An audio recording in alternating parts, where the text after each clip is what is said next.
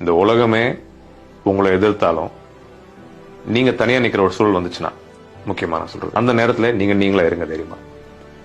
எல்லாரும் சொல்ற ஒரு விஷயம் வந்து ஊரோட ஒத்துவாள், இதெல்லாம் நிறைய விஷயங்கள் பேசுவாங்க. கரெக்டா, ஊரோட ஒத்துவாழ்னு எல்லாம் ஓகே தான்.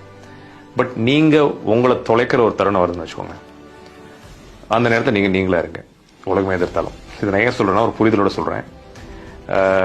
இது வந்து ஈகோ கிடையாது, நான் தான் அப்படின்ற அந்த இதுக்கெல்லாம் கிடையாது. நீங்க ஒரு மனுஷனை நீங்க தனியா உங்களை உணர்ந்து முழுமையா நீங்க வாழணும்னா நீங்களா தான் இருந்தாகணும்.